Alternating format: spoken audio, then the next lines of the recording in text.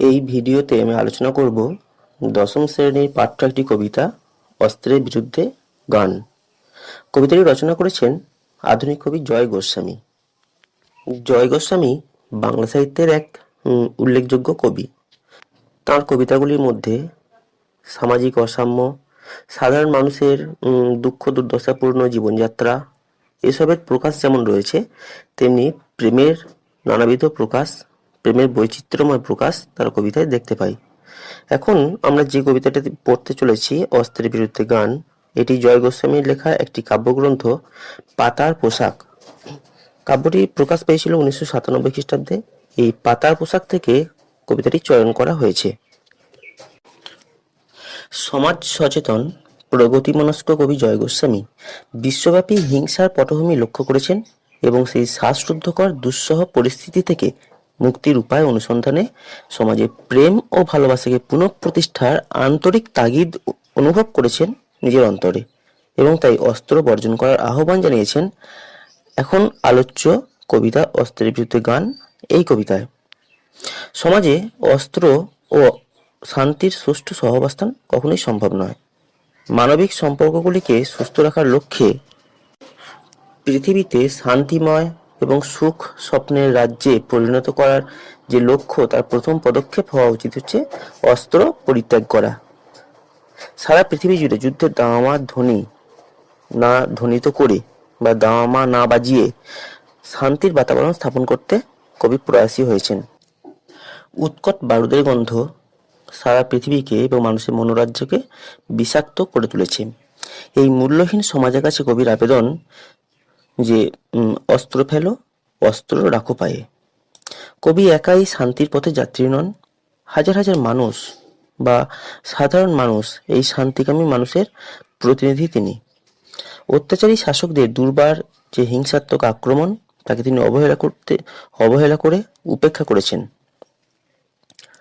জ্বালাময়ী প্রাণঘাতী অস্ত্রের চরমতম অত্যাচারকে অস্বীকার করেও তিনি সাধারণ মানুষকে সংঘবদ্ধ হওয়ার আবেদন করেছেন এবং তিনি নিরস্ত্র আন্দোলনের উপরই আস্থা রেখেছেন। তাই বলেছেন যে আমি এখন হাজার হাতে পায়ে এগিয়ে আসি, উঠে দাঁড়াই। সমস্যা সংকুল যুদ্ধ বিধ্বস্ত পৃথিবীতে অস্ত্র ভয়কে উপেক্ষা করে উঠে দাঁড়ানোর অভিপ্সা এই কবিতার প্রাণবিন্দু। অস্ত্র দিয়ে প্রতিহিংসা চরিতার্থ করার মধ্য দিয়ে অস্ত্রের বিরুদ্ধে প্রতিবাদ বা প্রতিরোধ গড়ে তোলা কোনোদিনই সম্ভব নয়। তাই অহিংসার শুদ্ধ ধ্বনিতে হৃদয়কে সিঞ্চিত করে কবি হাত নাড়িয়ে বুলেট তাড়াতে চেয়েছেন। গানের বর্ম পড়ে তিনি অহিংসাকেই জীবনের এবং সভ্যতার সার সত্য বলে গ্রহণ করেছেন। গানের মোহিনী ধ্বনি অস্ত্রের হুঙ্কারের বিরুদ্ধে লড়াইয়ে প্রেরণা দিয়েছে। স্বার্থপর, অহং সর্বস্ব, মূল্যবোধহীন পাষাণ সমাজে তিনি গানের অমৃত ধারা বর্ষণ করাতে চান। প্রবল অস্মিতা নিয়ে অস্ত্রসজ্জিত মানুষদের অস্ত্র ত্যাগের আহ্বান জানিয়ে প্রকৃত মনুষ্যত্বের সন্ধান দিতে চেয়েছেন তিনি। হিংসার কর্দম পথ পরিত্যাগ করলে গান সেই অস্ত্রধারী মানুষদের বা শাসক শ্রেণীদের তাদেরকে নদী, মাঠ, পাহাড়, দেশ, গাঁয়ে যে মহাপ্রাণের অস্তিত্ব ছড়িয়ে আছে সেই শান্তির রাজ্যে নিয়ে যাবে। এভাবে এই অস্ত্রের বিরুদ্ধে গান কবিতাটি একটি যুদ্ধবিরোধী কবিতা হয়ে উঠেছে। কবিতার এই সাধারণ আলোচনা থেকেই বুঝতেই পারা গেল যে কবিতাটি যুদ্ধের বিরুদ্ধে এবং পৃথিবীতে শান্তি প্রতিষ্ঠার লক্ষ্যে একটি বাণী প্রচার করছে। কবিতার নাম অস্ত্রের বিরুদ্ধে গান। এতেই বুঝতেই পারা যাচ্ছে যে একদিকে অস্ত্র এবং সে অস্ত্রের বিপরীতে গানকে প্রতিস্থাপন করে কবি গানের জয়গান করতে চেয়েছেন। এখানে গান অবশ্যই নির্দিষ্ট কোনো গান নয়, গান প্রেম, ভালোবাসা এবং শুদ্ধ চৈতন্য ও মানবতার প্রতীক। এখন কবিতার মূল পাঠে আসা যাক। কবিতার প্রথম লাইন আছে, অস্ত্র ফেলো, অস্ত্র রাখো পায়ে, আমি এখন হাজার হাতে পায়ে এগিয়ে আসি। কবি সাম্রাজ্যবাদী শাসক শ্রেণী বা স্বার্থলিপ্সু শাসক শ্রেণী তাদেরকে সম্বোধন করেছেন অস্ত্র পরিত্যাগ করার জন্য। অস্ত্র রাখো পায়ে, অস্ত্রকে পায়ে রাখার অর্থ চিরতরে অস্ত্রকে বিসর্জন দেওয়া।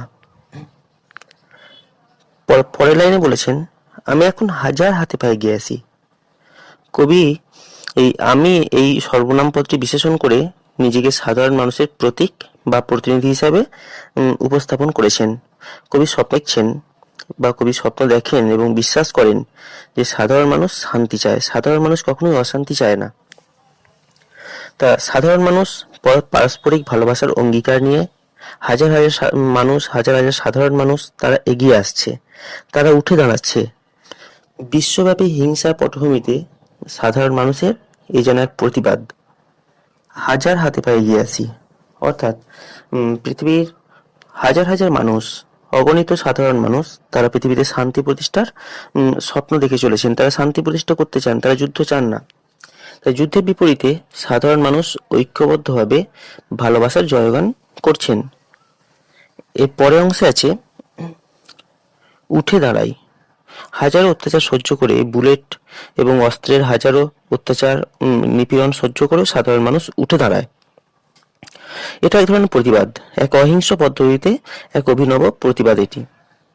হাত নাড়িয়ে বুলেট তাড়াই। হাত নাড়িয়ে বুলেট তাড়ালে হাত ক্ষতবিক্ষত হবে, রক্ত ঝরবে। তা কবির অন্তরে রক্ত ঝরেছে, সাধারণ মানুষ তাদের শরীর থেকে রক্ত ঝরে, তাদের মন থেকে রক্ত ঝরছে এই অস্ত্রের আঘাতে। কিন্তু তা সত্ত্বেও কবি দৃঢ় করতে বলেছেন যে হাত নাড়িয়ে বুলেট তাড়াই।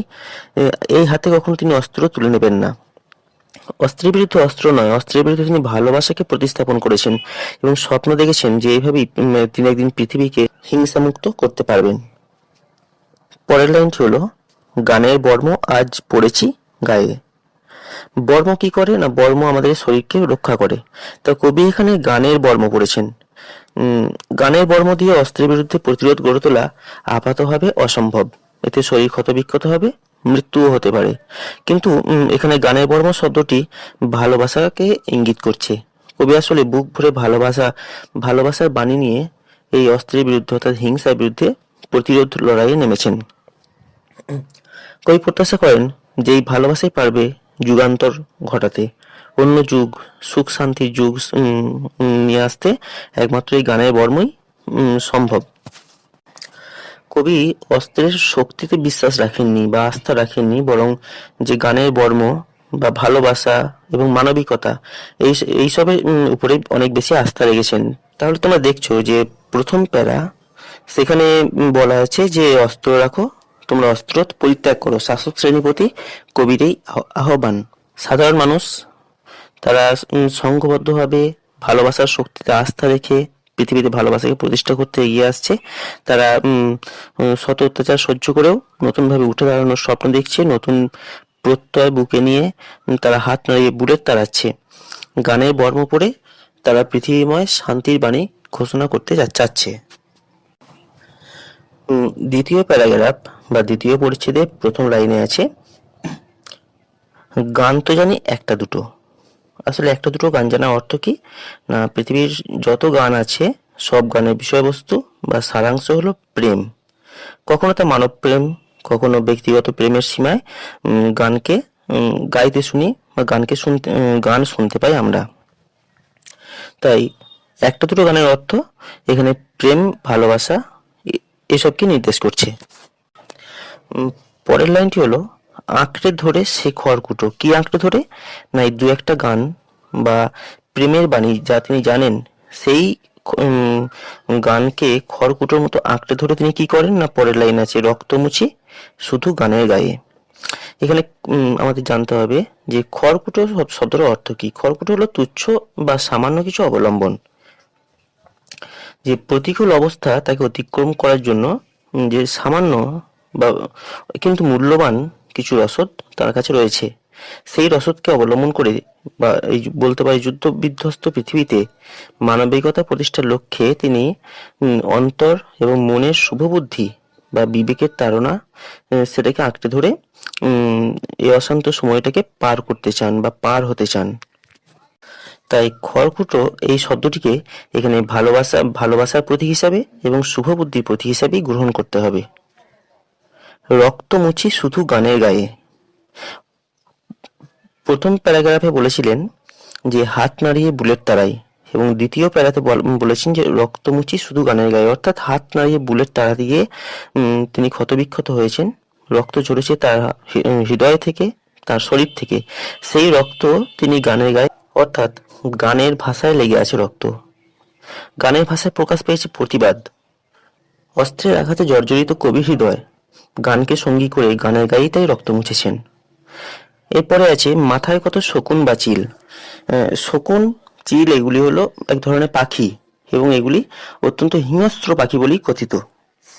তাই শকুন বা চিলের প্রসঙ্গ নিয়েছে এবং মানুষের সঙ্গে তাদের তুলনা করে তিনি সাম্রাজ্যবাদী, যুদ্ধবাজ, অস্ত্রধারী, স্বার্থপর মানুষগুলিকে চিহ্নিত করেছেন। আসলে শকুন বা চিলের কথা তিনি বলেননি। যেসব মানুষ সারা পৃথিবীর বা মানব সভ্যতার পীড়নের কারণ, যারা এই সভ্যতাকে, যারা সাধারণ মানুষকে অত্যাচার করে চলেছেন, তাদেরকে তিনি শকুন বা চিলের প্রসঙ্গে উল্লেখ করেছেন। আমার শুধু একটা কোকিল গান বাঁধবে সহস্র উপায়ে। শকুন, একদিকে শকুন বা চিল তারা সমাজকে অস্থির করে তুলেছে, অশান্ত করে তুলেছে, সাধারণ মানুষের জীবনকে বিপন্ন করে তুলেছে। অন্যদিকে কবির কাছে একটি কোকিল আছে, যে কোকিলটি নানাভাবে সকলকে গান শোনাবে। এখানে স্বভাবতই শকুন বা চিলের বিপরীতে কোকিলকে স্থাপন করে কবি হিংসার বিরুদ্ধে ভালোবাসাকে স্থাপন করেছেন। কোকিল হলো শুভ বুদ্ধি, শুভবোধ, প্রেম, ভালোবাসা, মানবিকতা এসবের প্রতীক। হিংসায় জর্জরিত পৃথিবীতে এই কোকিলটিকে আজ বড় প্রয়োজন, যে তার প্রেমের বাণী নিয়ে, ভালোবাসা এবং মানবিকতার বাণী নিয়ে পৃথিবীকে পরিশুদ্ধি ঘটাবে। কবিতার পরবর্তী স্তবকের প্রথম চরণেই কবি আবারও আহ্বান করেছেন, অস্ত্র রাখো, অস্ত্র ফেলো পায়ে। এই আহ্বান শাসক শ্রেণীর কাছে, এই আহ্বান স্বার্থপর, দুর্বৃত্ত, সমাজ বিরোধীদের কাছে। তারা যদি অস্ত্র পরিত্যাগ করে তাহলে এই অশান্ত পৃথিবী শান্তির আশ্রয়স্থল হয়ে উঠবে। সাধারণ মানুষ ভালোভাবে বাঁচতে পারবে, সুস্থভাবে বাঁচতে পারবে। এখানে সুখ ও স্বপ্নের বীজ বোনা হবে। পরের চরণে, বর্ম খুলে দেখো আদুর গায়ে। আদুর শব্দটির অর্থ হচ্ছে, বা আদুর গায়ে শব্দটির অর্থ হচ্ছে খোলা গায়ে। তিনি শাসকদের বা অস্ত্রধারী মানুষদের কাছে আহ্বান করেছেন, তারা যেন বর্ম খুলে, অর্থাৎ যে বর্ম পড়ে আছে, যে হিংসার বর্ম পড়ে আছে, সেই হিংসার বর্ম পরিত্যাগ করে একবার সাধারণ মানুষের পাশে এসে দাঁড়ায়।